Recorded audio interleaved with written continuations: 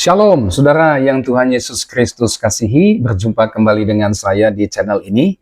Dan hari ini kita akan kembali melanjutkan topik kita mengenai penyaliban Yesus adalah rencana Allah dan bukan rencana iblis. Ya, dalam video yang sebelumnya kita sudah melihat dua hal penting yang dinyatakan di dalam Alkitab ketika berbicara tentang penyaliban Yesus adalah rencana Allah dan bukan rencana iblis. Kita sudah melihat yang pertama, bahwa penyaliban Yesus ini sudah dirancangkan, sudah direncanakan oleh Allah Tritunggal sejak di dalam kekekalan. Dan yang kedua, kita sudah melihat bahwa penyaliban Yesus itu sudah dinubuatkan di dalam perjanjian lama. Jadi dua hal ini menegaskan kepada kita bahwa penyaliban Yesus adalah rencana Allah dan bukan rencana iblis.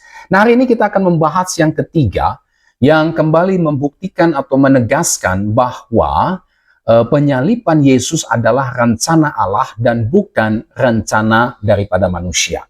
Apa itu? Itulah tujuan dari kedatangan Yesus adalah untuk mati di kayu salib menggenapi rencana Allah. Ya, saudara yang Tuhan Yesus Kristus kasihi, rencana kelahiran, penyaliban, kebangkitan, dan kenaikan Tuhan Yesus ini sudah direncanakan, ditetapkan sejak dalam kekekalan. Ya, kemudian dinubuatkan oleh para nabi dalam perjanjian lama dan pada akhirnya digenapi melalui inkarnasi atau kedatangan Tuhan Yesus ke dalam dunia ini. Galatia pasal 4 ayat 4 mengatakan, saudara, tetapi setelah genap waktunya, maka Allah mengutus anaknya yang lahir dari seorang perempuan dan takluk kepada hukum Taurat. Setelah genap waktunya, ya, genap waktu Tuhan, maka Allah mengutus anaknya yang lahir dari seorang perempuan dan takluk kepada hukum Taurat. Setelah genap waktunya, ini bicara tentang kedatangan Kristus. Ini bicara tentang inkarnasi Yesus. Untuk apa? Untuk menggenapkan rencana Tuhan. Ya, mengenai keselamatan orang berdosa yang sudah dinubuatkan di dalam kitab suci perjanjian lama dan juga yang sudah dirancangkan, ditetapkan oleh Allah sejak di dalam kekekalan. Setelah genap waktunya, Allah mengutus Yesus Kristus. Ini jelas bahwa rencana penyaliban Yesus bukanlah rencana iblis, tetapi rancangan Tuhan. Kemudian saudara, dalam Yohanes 3 ayat 16, karena begitu besar kasih Allah akan dunia ini, sehingga dia telah mengaruniakan anaknya yang tunggal, supaya setiap orang yang percaya kepadanya tidak binasa, melainkan beroleh hidup yang kekal. Begitu besar kasih Allah akan dunia ini. Dan itu dia nyatakan dengan mengaruniakan anaknya yang tunggal, supaya setiap orang yang percaya kepadanya tidak binasa, melainkan beroleh hidup yang kekal. Pertanyaannya, saudara, untuk apa sih Allah mengaruniakan anaknya yang tunggal itu? Untuk apa? Untuk apa Allah mengutus anaknya ke dalam dunia ini? Untuk apa Kristus berinkarnasi ya ke dalam dunia ini? Tentu saja tidak lain dan tidak bukan untuk mati di salib sebagai tebusan bagi banyak orang. Ini saudara dikatakan oleh Tuhan Yesus sendiri, ya, ditegaskan oleh Tuhan Yesus sendiri. Di dalam Markus pasal 10 ayat 45, di situ kita melihat Yesus berkata, karena anak manusia juga datang bukan untuk dilayani, melainkan untuk melayani dan untuk memberikan nyawanya menjadi tebusan bagi banyak orang. Ya, karena anak manusia datang, Yesus datang, Yesus berinkarnasi untuk apa? Bukan untuk menggenapkan rencana iblis. Lah Yesus dari sorga datang ke dunia, bagaimana mungkin bisa menggenapkan rancangan dan keinginan setan? Bukan, tapi kedatangan Yesus adalah untuk menggenapkan rencana Allah, rencana keselamatan Allah. Itulah dengan memberikan nyawanya menjadi tebusan bagi banyak orang. Ini bicara tentang apa? Ya, istilah memberikan nyawanya jelas ini bicara tentang kematian Yesus melalui penyaliban. Saudara, jika Tuhan Yesus mengatakan bahwa tujuan kedatangannya adalah untuk mati di kayu salib yang bertujuan untuk menjadi tebusan bagi banyak orang, lalu bagaimana mungkin penyaliban Yesus bisa dikatakan sebagai sebuah rencana iblis? Ini jelas tidak mungkin. Ini jelas omong kosong. Kedatangan Yesus ke dalam dunia jelas. Untuk apa? Untuk mati di dalam penyaliban yang merupakan penggenapan daripada rencana Allah. Yesus sendiri mengatakannya. Ya. Jadi bukan rencana iblis, tetapi rencana Tuhan. Kemudian dalam Matius 16 ayat 21, Tuhan Yesus berkata, sejak waktu itu Yesus mulai menyatakan kepada murid-muridnya bahwa ia harus pergi ke Yerusalem dan menanggung banyak penderitaan dari pihak tua-tua, imam-imam kepala, dan ahli-ahli Taurat, lalu dibunuh dan dibangkitkan pada hari ketiga. Yesus menyatakan kepada murid-muridnya, ya, bahwa dia harus pergi ke Yerusalem. Untuk apa? Jelas Yesus mengatakan di situ untuk menanggung banyak penderitaan, ya, untuk dibunuh, dibangkitkan pada hari yang ketiga. Yesus mengatakan itu kepada murid-muridnya. Ayo kita pergi ke Yerusalem untuk apa? Untuk menanggung banyak penderitaan dari para pihak tua-tua, imam-imam kepala, dan ahli-ahli Taurat, lalu dibunuh dan dibangkitkan pada hari yang ketiga.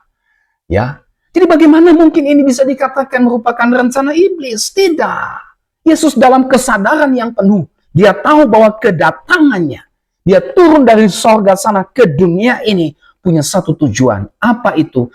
Menanggung banyak penderitaan, menjadi kurban bagi keselamatan orang berdosa dengan mati di atas kayu salib. Kemudian, Yohanes 10 ayat 17-18.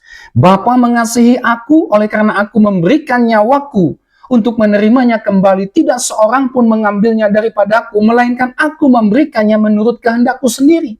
Aku berkuasa memberikannya dan berkuasa mengambilnya kembali. Inilah tugas yang kuterima dari Bapakku. Saudara, sangat jelas sekali di dalam teks ini kita melihat bahwa kematian dan kebangkitan Yesus adalah tugas yang dia terima dari Bapa sendiri. Dan bukan tugas yang dia terima dari iblis, bukan merupakan rencana iblis, tidak. Ya. Lalu kemudian Yohanes 18 ayat 11, kata Yesus kepada Petrus, sarungkan pedangmu, bukankah aku harus minum cawan yang diberikan Bapa kepadaku? Petrus mungkin seolah-olah berusaha untuk mencegah supaya Yesus ditangkap. Petrus seolah-olah mencegah supaya Yesus jangan disalibkan. Tetapi Yesus berkata, sarungkan pedangmu. Aku harus minum cawan yang diberikan Bapa kepadaku. Saudara, cawan di sini bicara tentang murka Allah atas orang berdosa yang harus ditanggung oleh Yesus di kayu salib. Tuhan Yesus sendiri berkata, bukankah aku harus minum cawan yang diberikan kepadaku? Perhatikan, harus minum cawan yang diberikan Bapa kepadaku. Apakah ini merupakan rencana iblis? Apakah ini menunjukkan entah itu secara eksplisit atau implisit bahwa di sana adalah rencana iblis? Tidak. Ya, jelas sekali ini menunjukkan bahwa penyaliban Yesus adalah kehendak Bapa. Jadi saudara yang Tuhan Yesus Kristus kasihi, sangat jelas sekali bahwa kematian Yesus di kayu salib ini adalah rencana dan kehendak Allah. Ya, di mana hal tersebut dinyatakan di dalam kedatangan Yesus Kristus sendiri ke dalam dunia. Dengan tujuan untuk mati di kayu salib. Itulah untuk menebus manusia berdosa. Dan Tuhan Yesus menyadari betul bahwa kedatangannya ke dunia ini adalah untuk melaksanakan rencana keselamatan Allah bagi orang berdosa dengan jalan mati di kayu salib. Dan ini membuktikan bahwa rencana penyaliban adalah rencana Allah dan bukan rencana iblis. Bukti yang keempat, saudara, ya, yang menegaskan bahwa penyaliban Yesus adalah rencana Allah dan bukan dari rencana iblis, ini nampak dalam doa Yesus di Taman Getsemani. Matius, Markus, Lukas menuliskan bagian ini. Ya, saya kutipkan Lukas 22 ayat 42. Ya Bapakku, jikalau engkau mau, Ambillah cawan ini daripadaku, tetapi bukanlah kehendakku, melainkan kehendakmu lah yang terjadi. Ya, jikalau mungkin, jikalau engkau mau, ambillah cawan ini. Tadi saya sudah jelaskan apa itu cawan. Ya, ambillah Tuhan, tetapi jangan kehendakku, melainkan kehendakmu. Apa kehendak daripada Bapa? Kehendak daripada Bapa. Tadi sudah disampaikan di dalam Injil Yohanes 18 ayat 11. Bukankah aku harus minum cawan yang diberikan Bapa kepadaku? Itulah kehendak Bapa. Apa itu? Kristus harus meminum cawan itu. Kristus harus mati di atas kayu salib. Saudara yang Tuhan Yesus Kristus kasihi, Yesus tahu betul bahwa penyaliban di mana dia harus menanggung hukuman atas dosa-dosa manusia, menanggung murka Allah, ini adalah rencana dan kehendak Bapa. Ini membuktikan bahwa penyaliban Yesus adalah kehendak Allah sendiri. Nah saudara, inilah dua bukti Alkitab lagi yang kita bisa lihat yang kembali menegaskan bahwa penyaliban Yesus bukanlah rencana iblis, melainkan rencana Allah. Sampai kita berjumpa kembali, Tuhan Yesus memberkati saudara dan shalom.